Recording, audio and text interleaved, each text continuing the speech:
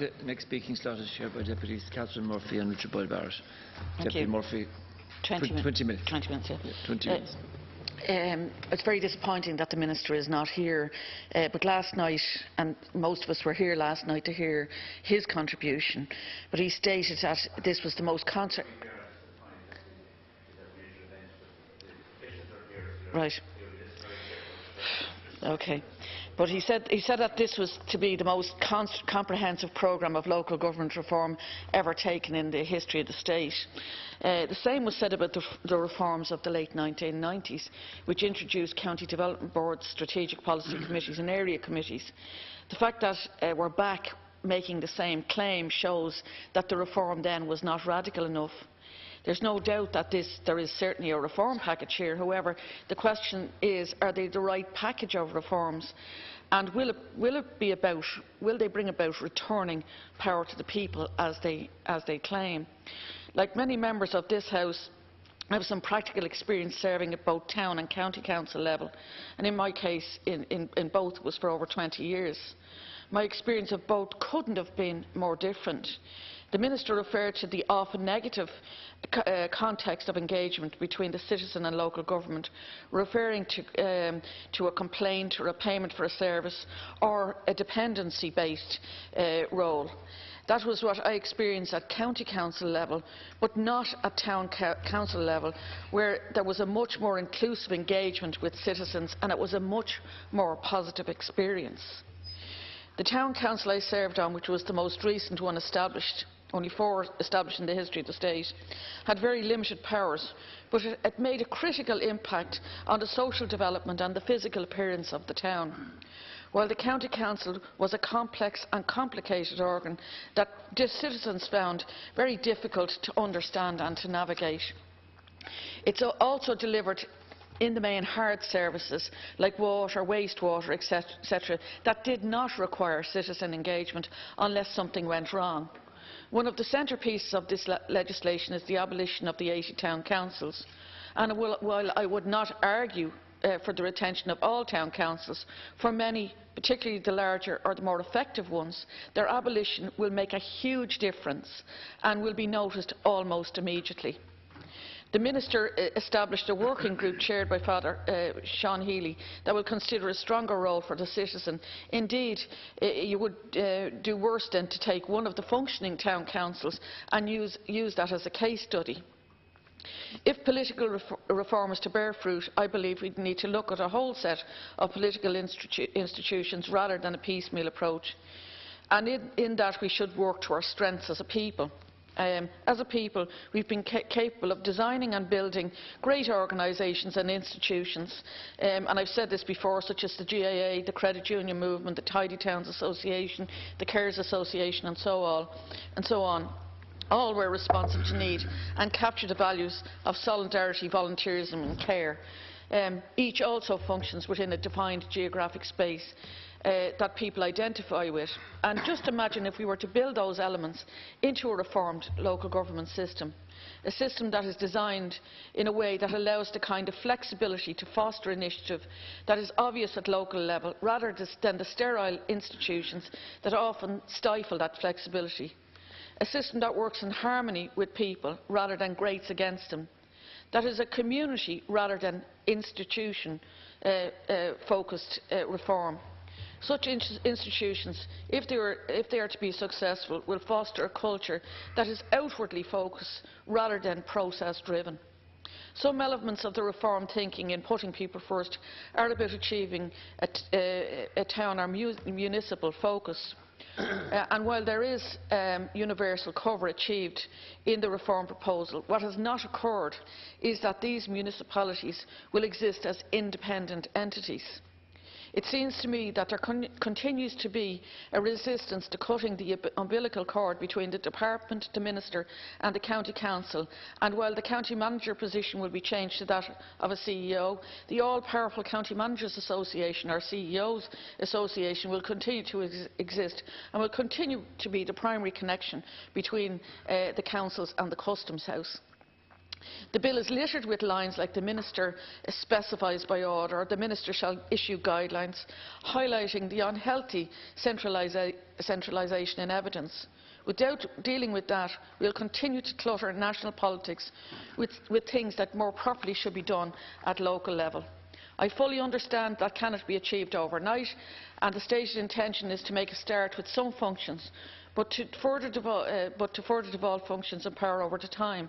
The question I have is, or two questions: will there be ongoing commitment to devolve more functions if the reform programmes are not seen to deliver anything additional, particularly given that property tax is going to be in the funding mix?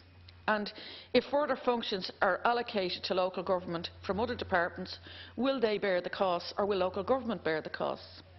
The bill provides for the establishment of the municipal tier, which looks to me like the renaming of the area committees. It's just a fancy European name, but I don't see a whole lot different in what's proposed. In actual fact, some of these municipal districts don't have anything but a collection of rural areas in them. Identity is a key to the success of the municipal district council. While the county is identified with Gaelic games, particularly in September of each year, I am not at all convinced it is a good administrative unit or identifier. Counties are not uniquely Irish. They were established between the 12th and 17th century and designed as a means of control by the Crown. That culture of control has unfortunately continued and is an impediment to unleashing the ability that is evident in every community across the country. In terms of identity, I have referred in the past to the new urban living project that was done by NUIM Maynooth, where they identified that there are 4 key elements to identity. What they said was that the study found that attachment to place of local residents was influenced by 4 main factors: the built and natural environment, the cultural character and life of the area, the quality of informal association life, which really is at your town or community level, and elective belonging, why you've chosen to live in the place that you've decided to reside. I am convinced we need to refashion our local government system in a way that really allows people to govern themselves in the place they actually identify with and have elected to live in. I also believe we need to decide what it is local government should do and in what locations or at what levels. Michael Lyons did a study in the UK and he concluded that place shaping, the creative use of powers and influence to promote the general well-being of a community and its citizens should be the primary purpose of local government.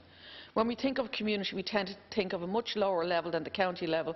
Indeed, the organisations I referred to earlier, the GAA, the Credit Union Movement, the Tidy Towns, all have their foundation base well below the county level. As public representatives, we have a unique insight into how our citizens and communities function, and we all have impressive stories about how the get up and go that is visible at local level, and we really actually have a very mediocre politics that really lets down what happens below that level.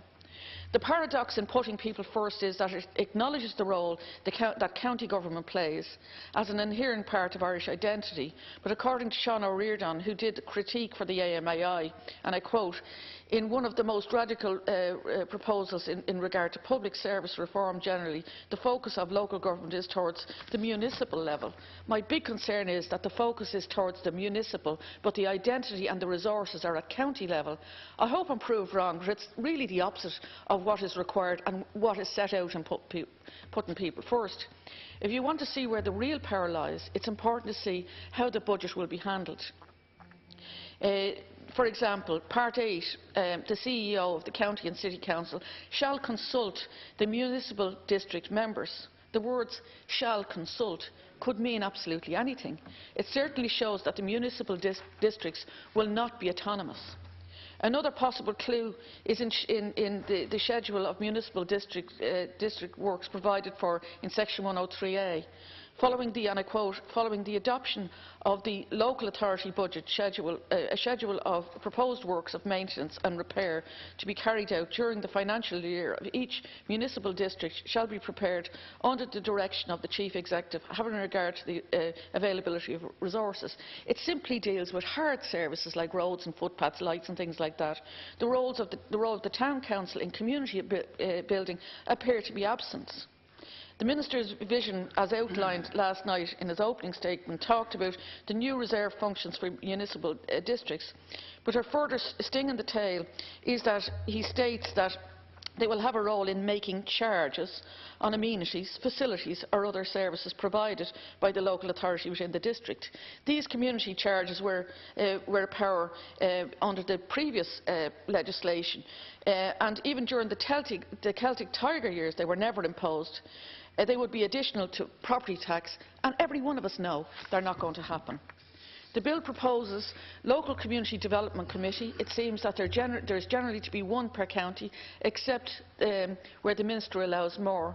It assumes local means county, and there is where the mistake is, and there is where the paradox is. However, community building does not occur generally at county level, and I don't see where it's provided for at municipal level. The County Enterprise Boards worked well, and it's far from certain that their amalgamation into a business support unit will work. The micro-enterprise sector is critical if new jobs are to be created in the small enterprise sector, so I think there's a risk being taken here.